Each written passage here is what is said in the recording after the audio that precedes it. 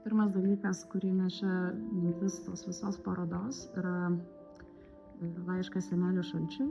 Tas laiškas yra mano asmeninis, nors iš tikrųjų kiekvienas žmogus gali improvizuoti ir svarstyti apie savo laišką, apie savo norus, palinkėjimus ar kažką tai.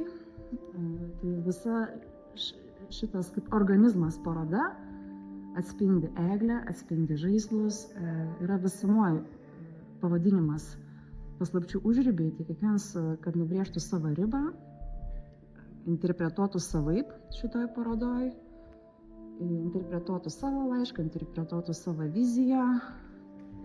Kas man yra svarbu dar šitoje parodoje, kad visi kūriniai yra atspausti grafikos būdu po presų, po didžiulių presų metro pločio. Ir kiekvienas audinys yra daug kartų spaustas, kad išgauti tūrį, išgauti tinkamą atspalvį ir formą spaudžiant. Ir po to susisti objektai iš grafikos. Tai man labai buvo svarbu grafiką ištraukti į kitokį lygmenį, į trimatį vaizdą. Ir tai buvo iš tikrųjų pati pradžia to visos parodos. Nes visumoje buvo technika, o toliau tu eini link minties.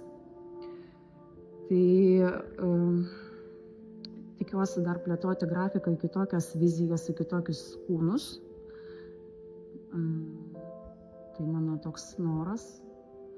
Ir tiesiog norėčiau, kad žmonės pasimėgautų šitą parodą, pasimtų savo truputėlį geros nuotaikos, akise sumirgėtų daugiau spalvų nei dabar pilkuma aplinkui ir tiesiog išsineštų gabalėlį gražios nuotaikos su savimi.